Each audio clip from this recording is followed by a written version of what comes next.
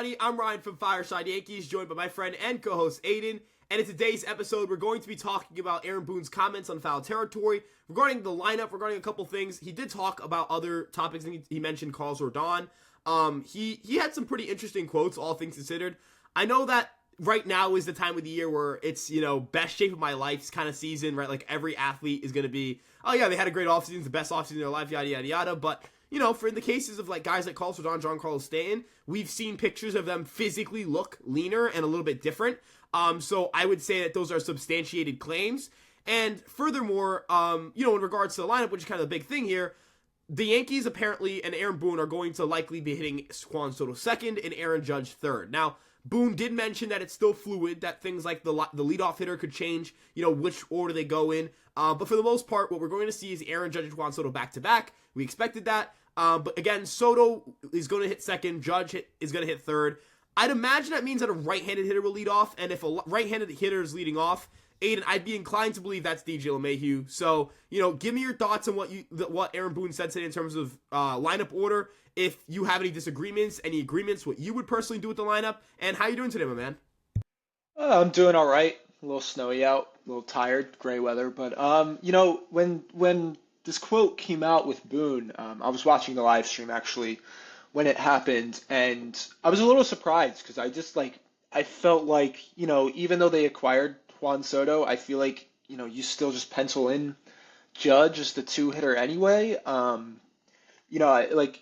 also know, have seen like Padres fans say that SoDo did not like hitting in the 2-hole and that he preferred to hit in the 3-hole instead. And the numbers suggest that. If you go to his career stats, hitting second as opposed to third, so he has an 817 OPS batting second as opposed to a 986 OPS while batting third. That's not like a massive difference. I mean, I guess that's a sizable difference. What's a little concerning is like his average and his on base percentage dips when he's batting second too. I think he maybe more likes that 3-hole because I guess maybe pitchers are nibbling around him more. And then even when you go and you look at Judge's career stats, I mean, he's batted second pretty much his entire career. Like he has 2,370 plate appearances batting second as opposed to 708 in the 3-hole. Like that's pretty much his entire career has been in the 2-hole, and it's worked out for him. That's where teams are routinely putting their best hitter in the lineup now, and that's been Judge's spot for years. And I guess you can argue that SoDo is a better hitter than Judge, but as much as there's a difference in the numbers there, I can definitely get behind the strategy of putting SoDo second just because of how he gets on base. He's an on base machine, like we've gone over, like 422, 423 career on base percentage, something absolutely ridiculous. The guy is an elite. He's an elite hitter. He's very, very disciplined. So putting SoDo in the 2-hole, then you're kind of you're not only extending the inning, if he gets walked, but then you're putting more pressure on the pitcher, however he gets on. And then when he's on base, the table's set for the guys like Judge, Stanton, and Rizzo. So I definitely can get behind the strategy, but, I don't think anything that Boone said is necessarily like set in stone. I think this is something we're going to see flipped around throughout the season. Like, okay, right now, for the opening day lineup, we're going to pencil in SoDo as the 2-hitter and Judge as the 3-hitter. But, in a month's time, they might have split time in both of those holes in the order. I think we could definitely see that over the course of the season, or maybe, sometime in the middle of the season, they find the Yankees and Aaron Boone and even Judge and SoDo, they find exactly where they want to be in the lineup, and they just go with that moving forward. But yeah, I wouldn't take it as set in stone. I think it's something that's going to change, for at least over the course of the beginning of the season. So I would kind of just take it with a little bit of grain of salt, and maybe SoDo says something like, "Hey, I want to bat third," and maybe Judge wants to bat second too, and that's how it works out. Yeah, and to kind of piggyback off of that, the part of the lineup I see rotating the most is the leadoff spot. Now, Boone mentioned three different leadoff candidates. I believe LeMahieu will most likely be the leadoff candidate or the leadoff guy on opening day, but he mentioned LeMahieu, Verdugo, and Torres as all potential leadoff hitters. Torres leads in WRC plus, OBP, and projected WRC plus and OBP, so he would, in theory, make the most sense as a leadoff hitter, but then you realize, well, for all of the reasons that you would lead him off, you would also want him in the middle of your lineup because he's a really well-rounded hitter. He has a good amount of power. He has a good amount of contact. He has a decent average and just all around is a pretty good hitter. He's kind of one of those good at everything, not particularly at one particular thing type of hitter. And that's the type of guy you want to hit like fourth or fifth or, somewhere in that order where you can get him run opportunities with runners on. In the case of DJ LeMahieu and Alex Verdugo, they're kind of like the left-handed and right-handed versions of each other, in my opinion. Both of these guys have excellent hit tools. Both of these guys, struggle to hit for power. Both of these guys are passive hitters, right? Like, they're very, very, very similar. Both of these guys have, like, good raw power, but, like, they don't lift the ball enough to utilize it. I do think the difference is that Verdugo is obviously younger, and he's about, like, 8 years younger, if I'm not mistaken. And the big thing here is he's left-handed, and he can, he's better against right-handed pitching, whereas LeMahieu's better against left-handed pitching. And most of the time, you're going to be seeing righties. So if you ask me, I think that they're going to lead off LeMahieu. I think that's a fine choice. He had a better year than Verdugo last year at the plate, and he's projected to have the much better OBP. So I would understand the decision, but ultimately, I think that the Yankees are going to come around at some point to finding a permanent guy, whether that's externally at the deadline, whether that's through one of their own hitters. I think that it won't end up being like Juan Soto or Aaron Judge, even if Juan Soto has the highest OBP in baseball since 2018. And personally, I think he should be the leadoff hitter, but that's neither here nor there. But ultimately, like, they have three different guys who they're going to consider for the leadoff spot. Volpe, I don't think is going to get leadoff reps unless he performs significantly better over a sustained sample size. And then in that case, we could see him in the leadoff spot. And honestly, if Volpe puts up like a 110 WRC plus, I think he'll lead off all year. Jason Dominguez could maybe come back and be a leadoff option because of his excellent plate discipline, but it seemed as if, the thought process here is that the Yankees are going to be careful with bringing him back. Aaron Boone kind of reiterated that, urgency, not that urgency, that thought process of, hey, we want to be careful with this guy. This guy could be a long-term piece for us down the road. We don't want to re-injure him. We don't want him to get hurt again, which I think makes a lot of sense. You don't want him to get hurt. You don't want him to, have another elbow issue. You don't want to knock him out for the 2025 season. Look, let's have an honest conversation here. We don't know if Juan Soto's coming back. Like, we can say it's likely. We can say the Yankees will do everything they can to keep him. We can say he loves New York. We can say all the million things we want to say, but we don't know. Like, the answer is we don't know. He's only here for 2024. That's all we know. And so if the Yankees were not to bring him back, or were to fail to bring him back, they're going to need guys internally who can step up and play the outfield. And Jason Dominguez, regardless of whether Soto comes back or Soto doesn't come back or whatever it may be, he's going to have to factor into the 2025 team at the very latest. So I think they're protecting him. I think it makes sense. But if he were to come back and make an impact, I think he would be a great leadoff hitter. But yeah, ultimately the lineup, as you mentioned, is going to change a lot. I don't think it's going to have one consistent group. I don't think we're going to see the same 9 guys in the same 9 spots every single day. I think, quite honestly, people are going to be unhappy with it, but better get used to it because that's what they're going to do, and that's what a lot of teams do. They don't keep the same lineup over and over again. They adjust based on matchups. They adjust based on who's hot and who's not. You don't want to have situations where you're losing games because you have a hitter who's in the midst of like a 2-week slump clogging up the top of your order. You want to move guys up and down and kind of keep your offense going. But ultimately, it's a weird situation. Like, the lineup's weird. I don't think it's something that's going to be set in stone. I also personally believe that the Yankees are going to have a much different looking lineup by the end of the year. Like, I think injuries and trades and prospects coming up will certainly change some things around. But the next question I have for you, Aiden, regarding the Aaron Boone presser is, he talked about putting Aaron Judge in center field for a lot of the year, but he also hinted at potentially having conversations of putting Judge in left when Trent Grisham plays center. Do you think we're going to see a notable amount of Judge in left field? If Judge were to play left field, how often would you want him to play? Left field? And do you think Trent Grisham is going to play a big part of this team? So, yeah. I think we're going to see Judge in center field a lot just because of, I think Soto's going to be playing a lot of right field, and you can't really you can't put Soto or Judge in the DH spot a lot because, that's kind of Stan's position. Boone did talk about in that interview that Stan will get occasional games in the outfield, but I honestly don't know how much I believe that. I'd rather not put Stan in the outfield, just seeing him field over the course of his career with the Yankees.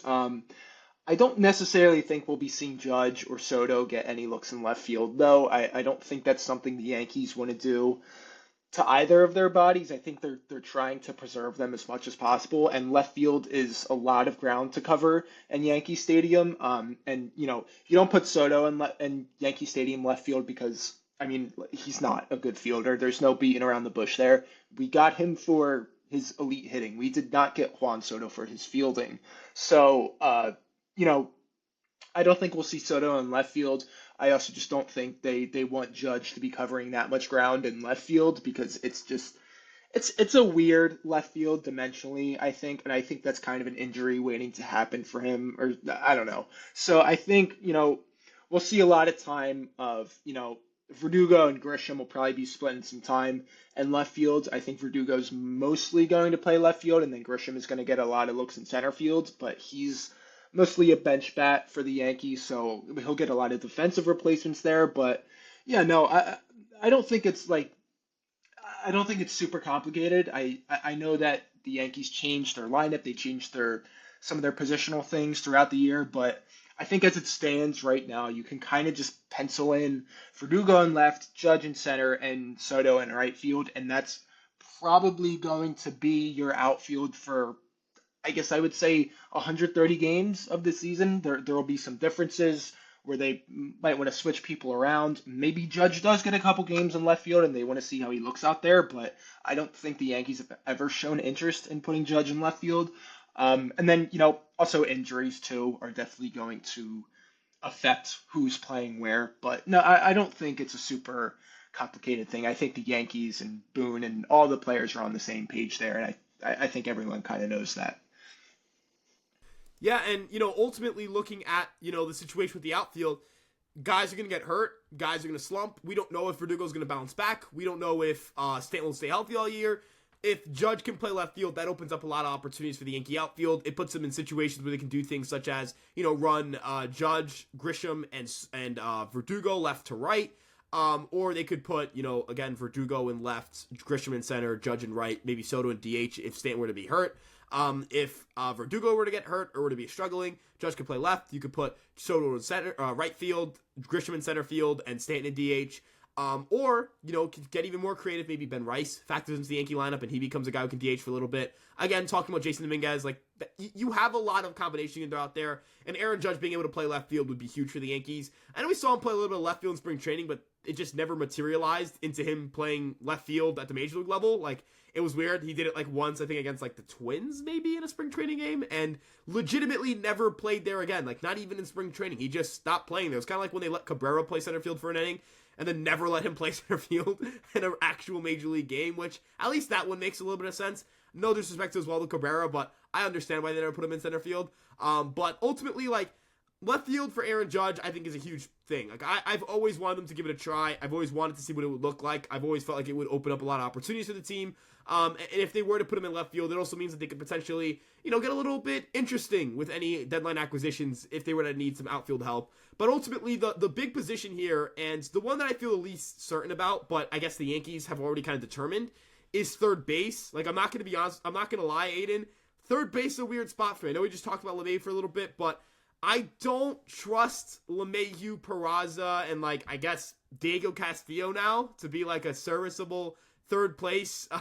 It's Diego Castillo's on the 40-man roster, right? And Jorbit Vivas is also on the 40-man roster. I guess Cabrera is also a guy who can play third. Like, I just don't think that's the best of depth charts for third base. There's not a lot of upside there. There's certainly a lot of options, but, having a lot of options, if none of them are really viable, doesn't really mean much. So, I don't know. I feel like third base is going to be a weird place for them this year. I think they're going to need to acquire one at some point. I don't think they're going to do it now. Like, I understand if the San Francisco Giants sign Matt Chapman to a 5-year, $100 million deal, I will understand why the Yankees did not do that. But they're going to need to find somebody at third base, I think, personally, at some point. But they seem to still be focused on the bullpen. That seems to be where their focus is going to be at. Hector Neris is a guy who's been floated around. Twitter's kind of buzzing about Hector Neris. I'm going to side with Jack Curry said that that's probably not going to happen. So until I'm told otherwise by Jack Curry, I'm going to side with it's probably not coming here. But if you were to pick a reliever, you got Peralta, Middleton. I know Hader's off the board, but I don't think we're ever signing Hader. Stevenson, Neris. Like, who are you signing? Who's your final addition for the bullpen? And how much would you give them? Just before I answer that question, I did look into Judge's numbers, and he literally does not have a single game in his career at left field. Maybe in spring training, but has literally never played left field as a Yankee in an official game. But as far as the reliever market goes, I'm not sure how much I believe this Hector Neris smoke. It seems because I'm gonna side with Curry too. He said the other night that's not gonna happen unless something changed in the market after Hader signed with the Astros. Maybe that changes Neris's market. He's not going back there, and the Yankees are like only one of his only suitors left. I also I like Hector Neris as a pitcher. I do. I think he has great stuff. He's got elite strikeout stuff, but I don't know about the contract because I've seen numbers floating around. Someone said he wanted $15 million a year. Another said he wanted 2 years, $22 million. I'm not really willing to go past the $10 million, maybe not even like the $8 million a year mark for a reliever. So that's if it's gonna cost more than that for Neris, I'd rather stay away. And I would rather the Yankees just sign Wandy Peralta and Keenan Middleton, just those two instead of just going out and spending that money on Neris. I am also interested in Stevenson. I've always been interested in him. I think his stuff is really really great. But we haven't really seen a lot of smoke there with the Yankees. I think the only thing we've heard is that Brendan Cuddy said that the Yankees were interested in Stevenson, but that's about it. And how much smoke is that really if one person says, "Oh, they're interested"? That could just be, one guy in the front office, one R&D guy said, "Oh yeah, we have a lot of interest in Stevenson, he would be fit good on this team." But, are their agents, are they communicating with his agent? Probably not, I would have to guess. I feel like we would hear something about that by now, but at the same time, Yankees kind of keep things under wraps, and especially when it's some reliever, there's not going to be a lot of smoke there. But I think at this point, I've always been on the bring back Wandy Peralta train. I think he's kind of a left-handed reliever that you don't come across a lot, and you can't really put a price on left-handed relievers. I think he's got elite ground ball stuff. I know he had a down year last year, but in years previous with the Yankees, he's been great, and it wasn't even like he was terrible last year, I don't think. So I'm kind of on that train of bring Wandy back, and because Wandy's one of the cheaper options, you could also bring Middleton back, and Middleton's got great strikeout stuff. I'd much rather go that route. I don't really think the Yankees bullpen from last year takes much adjusting. I think you kind of just run it back with the guys you had. Just bring Wandy and Middleton back. One of the best bullpens in the league last year. So as far as the reliever market goes, I'm kind of on board with the Middleton and Peralta train. If they go out and sign Stevenson, I'm not going to hate that at all. But as this Hector Neris stuff floats around, I'm definitely wary of the price. But I won't be mad if they sign him. Okay, if the Yankees go sign for 2 years, $22 million, they're paying him $11 million a year. So what? That's not my money. Would I prefer them to do that? No, I want them to have spending room for when they need to re-sign SoDo and maybe even possibly extend Glaber. But as I'd rather just take the cheaper option in re-signing Middleton and Peralta. Yeah, so I can't lie. I'm always going to be a little bit concerned about giving out a reliever contract, but I will say the Yankees have done a pretty good job of being cautious on that regard. They don't just hand out money to a bunch of relievers the way they did a couple years ago. And personally, I think that the New York Yankees would be really smart to bring back Keenan Middleton on a cheap contract because I think the swing and miss stuff is really good. That's probably my pick just based on a value standpoint. Robert Stevenson, those are probably my 1A, 1B. Neris and Wandy are interesting. I think they both have cases to be signed over the other, and I think they both have cases to be signed over the rest of the group. But I don't think you could go wrong with any addition here. As long as they land one of these four guys, I'm going to talk myself into it because I think these are four good relievers. I think these are four relievers that provide value and have a distinct role in the top of or the front line of any bullpen. And yeah, it makes their pitching staff better. If the Yankees to use the pitching depth, they need to get a little bit. I think they need a little more security there. But yeah, ultimately, I would love any of those four signings. But with that being said, ultimately, it's not really a lot to talk about outside of quotes from Boone and quotes from Cashman and some rumors here and there. The rumor mill is going to slow down a lot, especially for the Yankees, because they're not going to be involved in the rest of this market for the most part. They were not going to bid heavily for Josh Hader, so if you're upset that the Astros got him because you thought the Yankees should have gotten him, that was never happening. You were the one who convinced yourself it was going to happen. Trust me, it was not ever going to happen. The Yankees were never going to sign Josh Hader. And then in terms of other guys, like they're not signing Bellinger.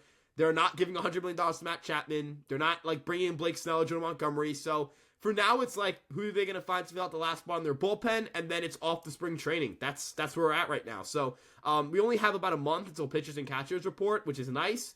But with that being said, let us know what you guys think in the comment section below. If you guys feel like Judge should hit in front of SoDo, if SoDo should lead off, SoDo should second, third, where do you think Judge should hit? How would you order your lineup? I want you guys to comment your custom lineups in the comment section below. You guys can check out our other social media channels so you guys can join the conversation on Twitter, Instagram, TikTok, Facebook, and of course this YouTube page. You can also check out EmpireSportsMedia.com for all of our written content. You guys can follow our Twitter accounts. Those are above our heads. And we'll see you guys in the next one. Peace out.